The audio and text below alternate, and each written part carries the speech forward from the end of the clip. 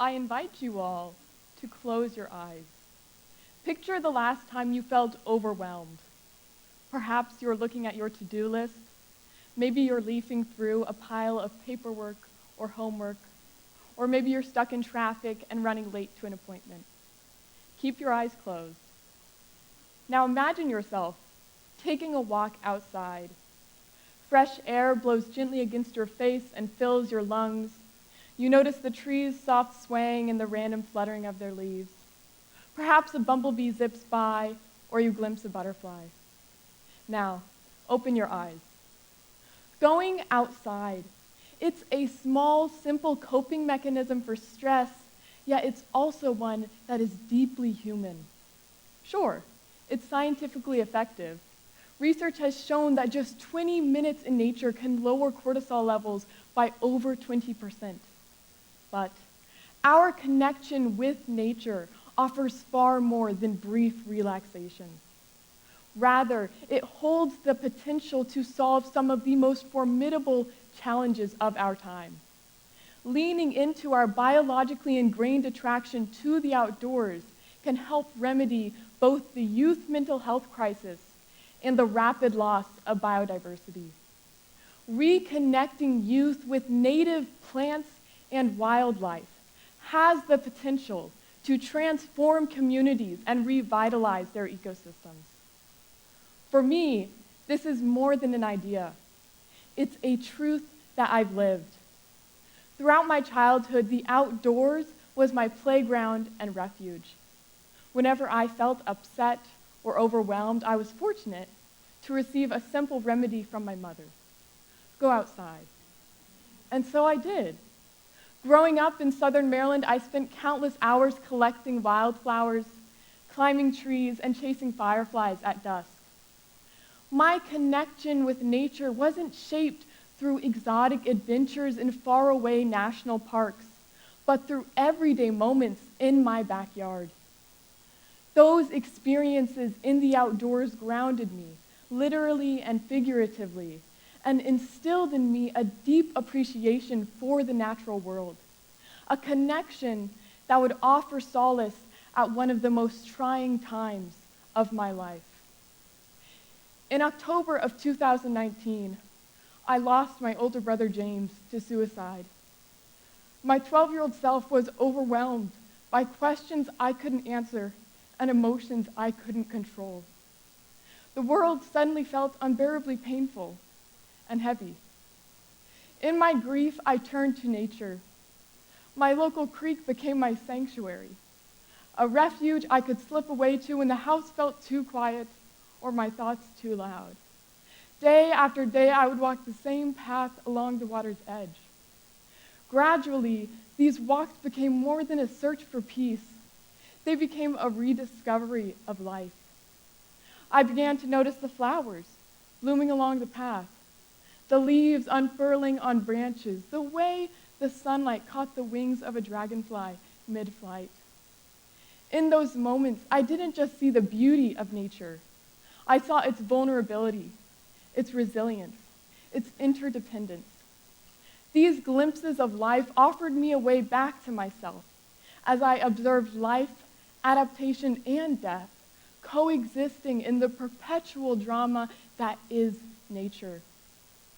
Around this time, I became a pollinator ambassador for my local 4-H club, where I taught youth about the essential role of pollination. As I immersed myself in hands-on education and restoration, I was struck by the intricate entanglement between environmental stewardship and mental well-being. This realization became a call to action. I began to see how the land that had healed me was itself in need of restoration. There are so many ways in which the natural environment is suffering today. The issue that grabbed my attention was native biodiversity. Biodiversity, the intricate web of life sustaining our ecosystems, is unraveling. According to the World Wildlife Fund, global biodiversity has declined by 73% in the last 50 years. In the United States, 41% of our ecosystems are at risk of collapse. Native plants, which have co-evolved over centuries alongside local wildlife, are the backbone of every ecosystem, providing food, water, and shelter to pollinators and wildlife. Yet in our urban and suburban landscapes, native plants are increasingly being replaced by non-native, invasive ornamentals, and turf grass, depriving local species of the resources they need to survive. The pristine, weed-free lawn, now a symbol of American status, offers little support to pollinators or wildlife. According to the EPA, the average homeowner uses 10 times more pesticides and fertilizers per acre on their lawn than farmers use on their crops. This obsession with perfectly manicured green spaces extends beyond our lawns to parks, curbsides, and streetscapes, where aesthetics consistently take precedence over ecological function.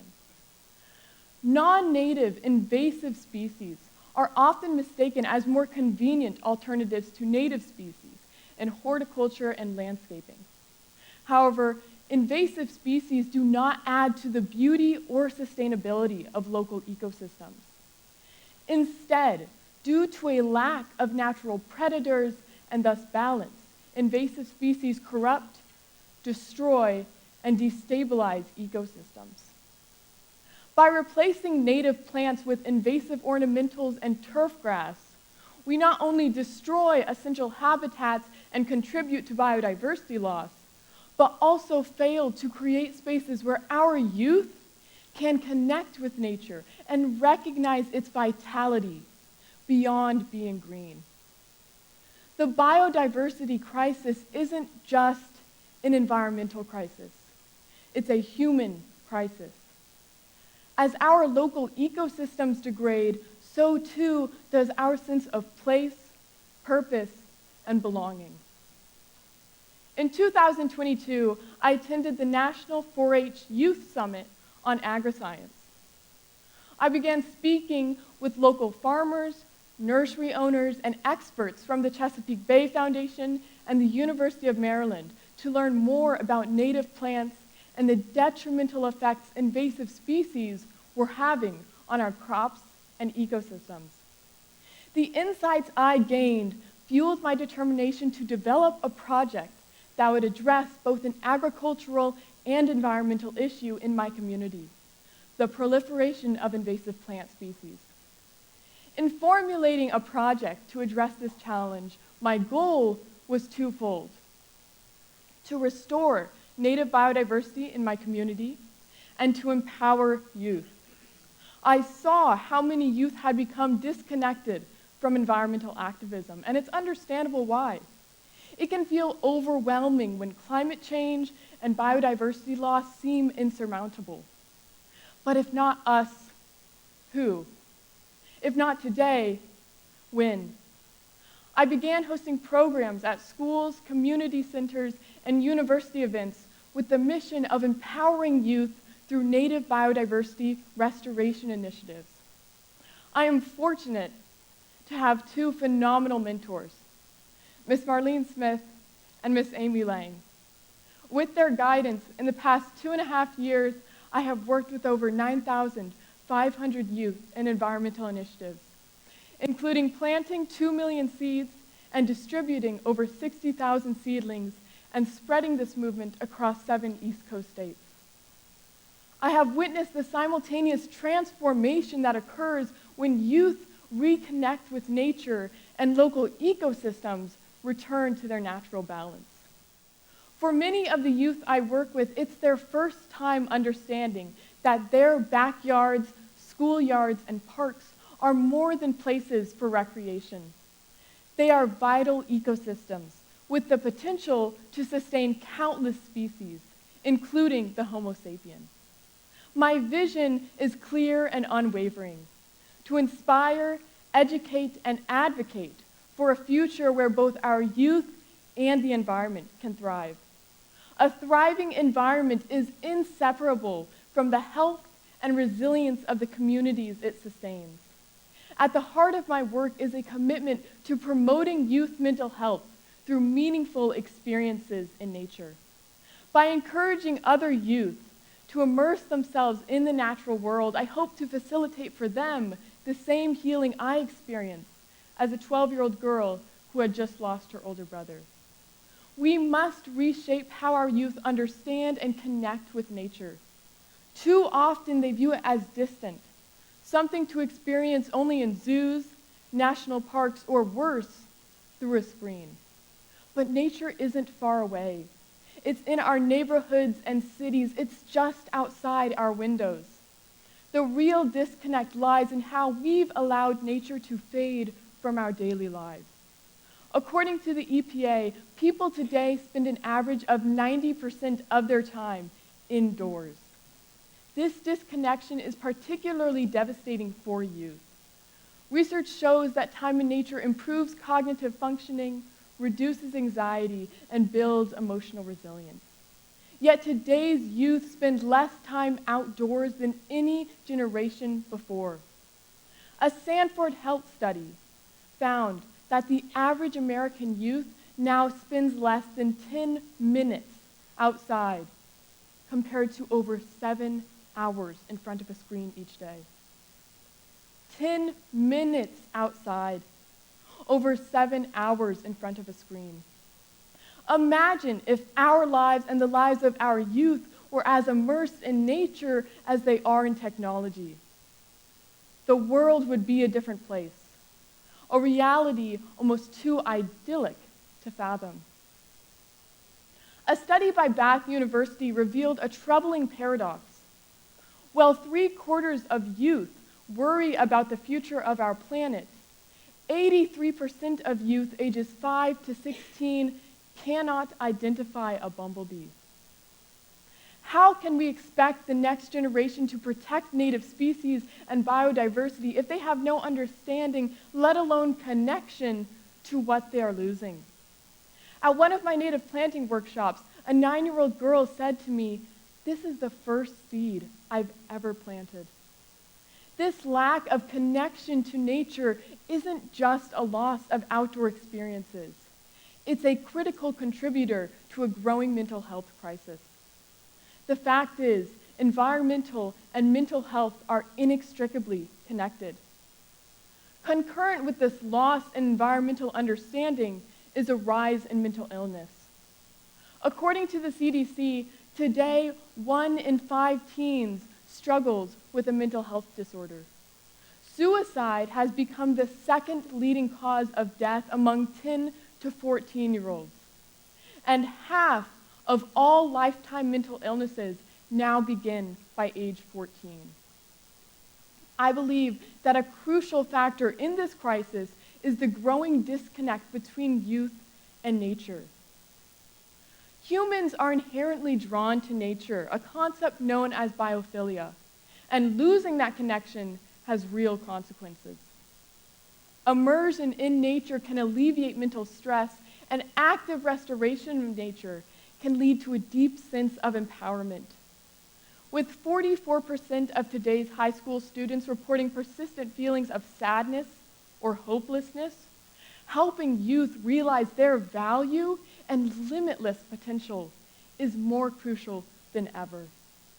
When youth see their actions creating real change, whether it's planting seeds, removing invasive species, or seeing a hummingbird sip nectar from a flower they put in the ground, their sense of purpose and connection to both their environment and community is strengthened. As youth watch the ecosystems they've rebuilt thrive, they witness firsthand that their voice and actions matter. This isn't just about saving the planet. It's about saving ourselves. When we plant a native wildflower, we are creating more than a habitat for pollinators. We are restoring a sense of purpose and agency to the gardener. When we transform a schoolyard to support wildlife, we are creating spaces where youth find calm, inspiration, and connection. We are transforming not only the land, but the people who live on it. The native plants I've worked to restore have taught me lessons I cannot fully communicate to you in words. These plants adapt to their surroundings without needing to be anything but what they are. They've taught me that healing doesn't have to be about fixing or changing. Sometimes it's about allowing yourself to grow exactly as you are in whatever season you're in. I think back to the creek that healed me in my darkest moments. Its persistent rhythm and ability to sustain life even as the seasons changed.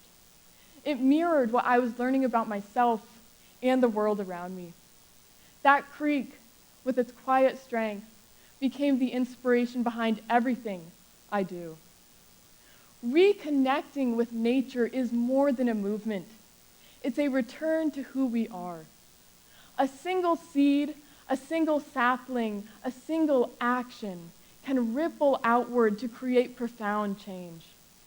In nurturing the land, we nurture ourselves.